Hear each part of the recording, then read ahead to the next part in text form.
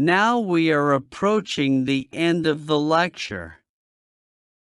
We have covered what modeling is, how to plan it, how to build the structural and property model, and how it applies to both oil and gas development in CCS.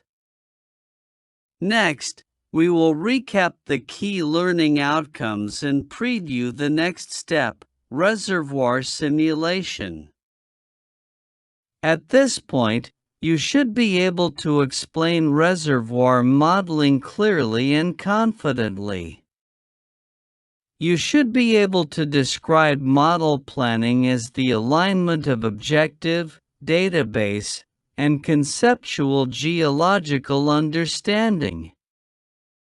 You should be able to outline the modeling workflow from seismic interpretation and geological framework building, through gridding, facies modeling, and petrophysical modeling, and finally toward volumetrics and uncertainty ranking. You should also be able to explain that modeling software is a tool, while the true expertise is workflow logic, geological realism, and quality control. Finally, you should be able to explain why these modeling concepts directly transfer to CO2 storage capacity assessment and safe storage design. Now we transition to the next topic, reservoir simulation. Today we built the static model, the reservoir's geometry and properties. Next week we will use that model to simulate dynamic behavior over time.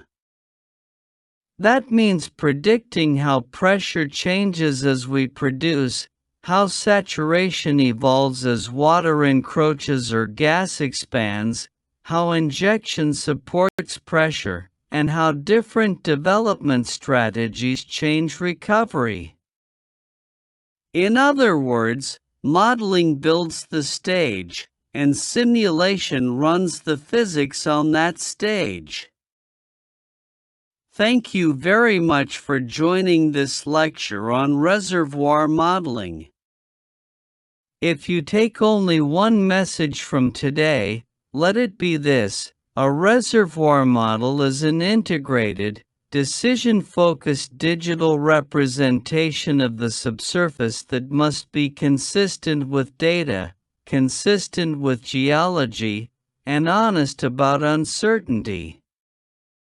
If you have questions about any step planning, data QC, structural modeling, gridding, facies, properties, or uncertainty, please ask, because these concepts will become even more powerful once we start simulation next week.